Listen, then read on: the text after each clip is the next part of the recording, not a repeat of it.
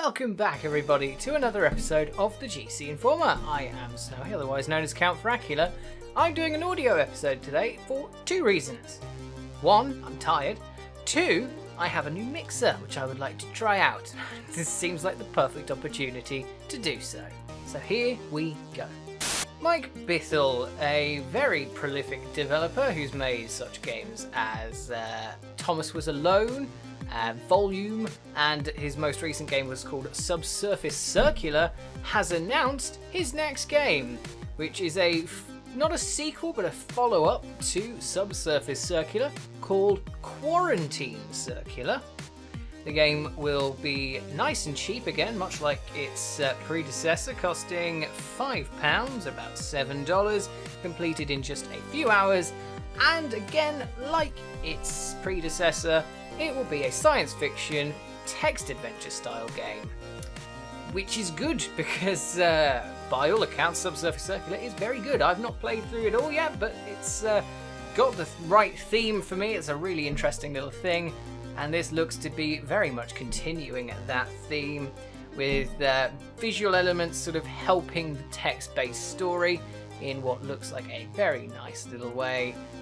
So yeah, Mike Bithell, we know full well he's very good at doing stories, and this hopefully will be another good one. We Happy Few, a game that never seems to be in the news for positive reasons, is in the news again this time. This time though, it's for something that's not its own fault. It has been refused classification in Australia. We know full well that Australia are particularly vindictive when it comes to game development and are very good at just denying classification to games. And yeah, this has happened to We Happy Few, meaning that it can't be legally sold in the country. The code that allows this sort of refused classification thing cited in this particular instance was the part that states that video games that depict, express or otherwise deal with matters of sex, drug misuse or addiction, crime, cruelty, violence or revolting or abhorrent phenomena in such a way that offend against the standards of morality, decency and propriety generally accepted by reasonable adults to the extent that they should not be classified. That's the bit of an actual national classification code in Australia. Isn't that lovely? And yet I don't see things like, I don't know, Scarface being banned in that country, unless I'm wrong. Wow. Oh, Australia, will you ever learn? Will you ever learn to accept video games? I don't think you will. But, oh well. Still, we know full well that with games like Outlast 2, when that got banned, although that was overturned, and Hotline Miami 2, and I think Hatred, the people of Australia will find ways to get these games, regardless of what you try and do, Australian government. So, good luck with that. See how well that works for you. And finally, en finement, there's a little follow-up to the weekend news. A little story about games with pornographic-ish content. Well, sort of bordering it anyway. They had received a lot of, a lot of them, mostly visual novels, mostly sort of anime-style things, including games such as Honey Pop Mutiny and Kindred Spirits on the Roof, have had their games filed for some sort of review, meaning that they need to either censor their game or have it removed.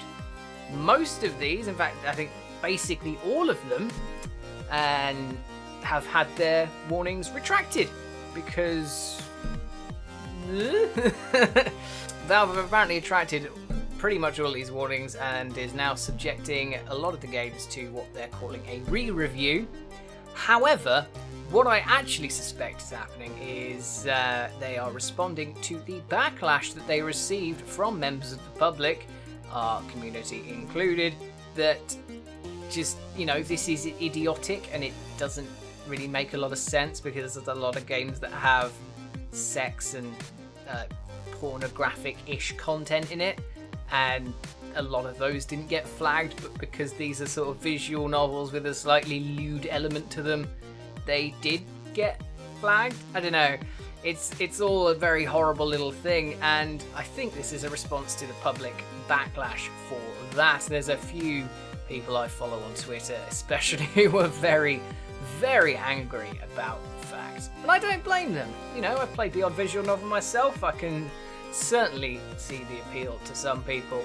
And yeah, that's not fun to have that kind of thing just taken away from you. Also, an especially funny thing, there's a particular group of people, it's this sort of, not to stereotype, but the Christian mother type person, and they were celebrating and saying they won this great victory against these evil games, which I find especially funny because it all got retracted. Don't count your chickens before they've hatched. Don't do that thing, because you end up in this situation where the thing you thought you won, you actually haven't won. So, well done. And well done, Valve, for retracting these warnings. Please don't ban this type of game just because some people enjoy it. Maybe consider making your sort of, I don't know, age rating, age check thing a bit more thorough. I don't know. But regardless, this is a positive thing. That brings us to the end of another episode of the GC Informer. I hope you enjoyed it. If you did, please like, subscribe and share, whatever you fancy. Our social links are down in the description with a link to our Discord, where you can join in some chat with us and members of our community. And stay tuned to GameCast for news, reviews, Let's Plays and podcasts. Lots of great gaming content we have coming up on the channel. And I will see you soon for more news, podcasts and Creative Corner. Those are the things I do, and I hope this worked out quite well with my new mixer. Anyway, goodbye.